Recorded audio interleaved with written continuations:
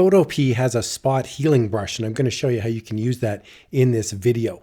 So I'm in photopea.com. I'm going to click on New Project right here. And then I'm going to set my new project width and height to be like a Merch by Amazon t-shirt. So I'm going to go width is 4,500 pixels. Height is 5,400 pixels. My DPI, which is my dots per inch, is 300. And my background is transparent. I'll click Create. This gets me a nice blank palette, and I'm now going to import my image that I want to modify. So I'm going to go up here to File, and then I'm going to go to Open and Place.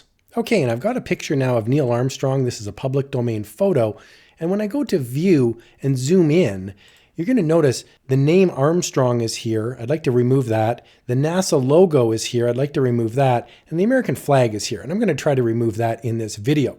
So the first thing I'm going to do is go over here to the left-hand side, and I'm going to look for the eraser icon. It's right here. And if you hold down on it, if you click it and hold down, you're going to see a spot healing brush, magic, replace. There's a few different options. I'm going to the spot healing brush tool. From here, I'm going to change the size of my brush. And you can see there's a slider right here. And when I move outside of it, you'll see the size of it. And that's a good size. I'm going to use that. And now I'll simply click the spot healing brush icon again, and that'll make this go away. So now I've got this brush, and I can use this now to change what's in here. Now, if I just click the NASA logo, for example, it's going to ask me if I want to rasterize, which I'll say yes. Now, if I just click the NASA logo, and then I wait a couple seconds, it's going to try to replace what's inside the NASA logo with whatever's around it. So you'll notice it just took some folds and stuck it in here where the NASA logo was. So it's better in that case than just using a white to fill in, because a white would look artificial. This has wrinkles and folds in it. Now when I go to the Armstrong logo and I highlight across it, it's going to look outside the name and it's going to try to fill it in. Now you'll notice it went dark, and that's because it looked up here. So my spot brush was a little too large. So I'm going to make my spot brush smaller, and I'm going to zoom in a tiny bit more here. And now I'm going to click and drag around the dark piece, and it will look outside what I've highlighted and try to mimic what's just outside of it. And you'll see there, it's done a pretty good job. So you can just highlight little pieces and it will look around it to try to spot heal what's in it. So I'd recommend that you use different size brushes and just touch it a little bit at a time, and that will update it pretty easily.